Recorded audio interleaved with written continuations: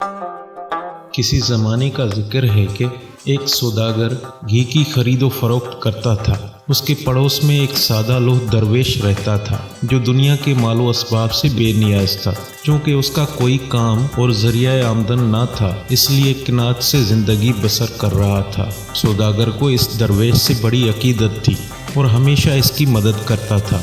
वो जब कोई नया मामला और ख़रीद व फरोख्त करता और उसमें फ़ायदा हासिल करता तो घी का एक प्याला उस दरवेश को भेज देता।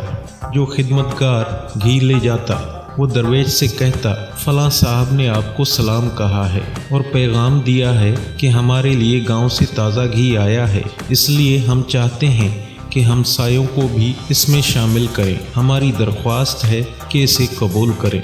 दरवेश अल्लाह वाला था और किसी से तोहफे तोहफ़ ना लेता था, इसलिए सोचता था मुमकिन है ये घी दूसरे हमसायों को भी दिया गया होगा, इसलिए ले लेता। वो ज़्यादा शर्मिंदा और खफा ना होता, लेकिन वो तो किनात पसंद था, इसलिए उसे जो घी मिलता उसका कुछ हिस्सा खर्च करता और बाकी मांदा एक बड़े मर्तबान में रख देता था।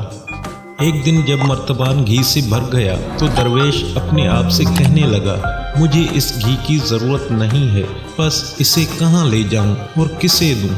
इसके बाद कहने लगा, किसी को घी से भरा हुआ मर्तबान दे देने का कोई फ़ायदा नहीं है, वो तो चंद दिन में खा लेंगे और उसे ख़त्म कर देंगे। दूसरी बात यह है कि बख्शिश तो वो करे जिसकी आमदन का कोई ज़रिया हो। इसके अलावा मुझ में कौन सा ऐब है जबकि मैं अहलो अयाल से भी महरूम हूँ। बस बेहतर है इसे फ़रोख्त कर दूँ और रकम तिजारत में लगा दूँ ताकि रोज़ाना कुछ न कुछ आमदन होती रहे और दूसरों की मदद भी करूँ। दरवेश इस तरह सोचता रहा और कहता, अब मैं देखता हूँ कि इसका वज़न कितना होगा। फ़र्ज़ करता हूँ ये 5 किलो होगा। 5 किलो घी की कीमत कितनी होगी? फ़र्ज़ करते हैं 200।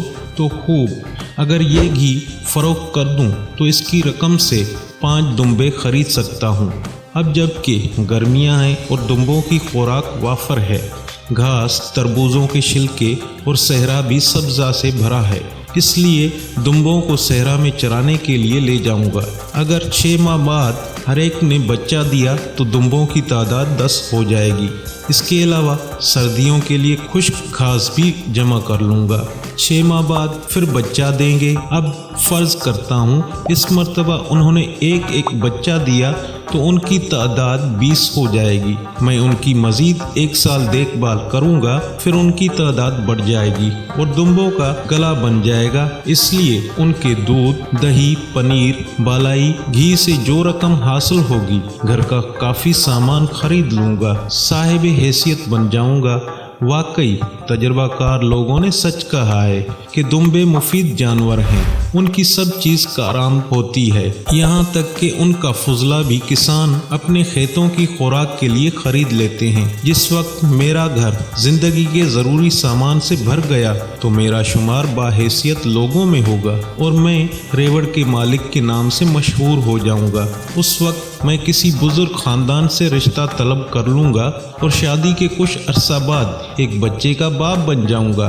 चाहे मेरा बच्चा लड़की हो या लड़का, उससे कुछ फ़र्क नहीं पड़ता, लेकिन अहम बात तो ये है कि बच्चे की तालीम और तरबियत अच्छे तरीके से होनी चाहिए। ज़रूरी है कि मेरा बच्चा जवान हो जाएगा तो हुनरमंद, पढ़ा लिखा और खुशबख्त हो। हाँ, इस वक्त मैं अयालदारी की वजह से रेवड़ की देखभाल ना कर सकूंगा, इसलिए 1-2 नौकर रख लूंगा ताकि दुम्बों की देखभाल करें और उन्हें चराने के लिए सहरा में ले जाएं, उनका दूध फरोख्त करें, उन्हें चारा दें और घर के दूसरे काम भी कर लें। लेकिन आजकल के बच्चे निहायत शैतान हैं। जब मेरा बच्चा 5-6 साल का होगा और खेलना चाहेगा तो मुमकिन है अपने दुम्बों को अजियत दे और किसी दिन उनकी पीठ पर सवार हो जाए, लेकिन वो तो बच्चा होगा, इसलिए उसे प्यार से मना करूंगा और कहूंगा कि दुम्बे सवारी के जानवर नहीं होते। लेकिन नौकर तो बच्चे से नरमी से पेश नहीं आएंगे और मुमकिन है किसी दिन बच्चे को थप्पड़ दे मारें और उसे कहें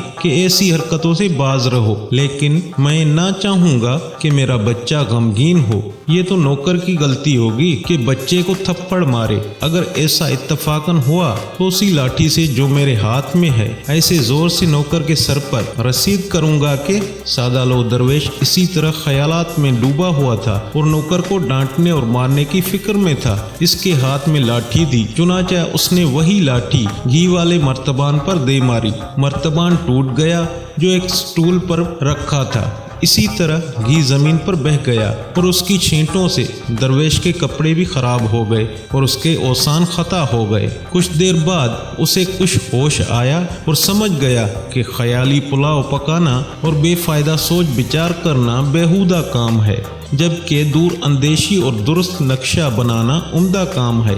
اس لیے نوکروں کی جگہ گھی کے مرتبان کو تنبیہ کرنا مناسب نہیں ہے۔ تاہم اس نے اللہ کا شکر ادا کیا کہ یہ گھی کا مرتبان تھا اور نوکر نہ تھا، ورنہ اب تک وہ خود مصیبت میں گرفتار ہوتا اور کوتوال کے سپاہی اسے گرفتار کر کے لے جاتے تاکہ اسے قید خانے میں ڈال دیں اور مقدمے کا فیصلہ کریں۔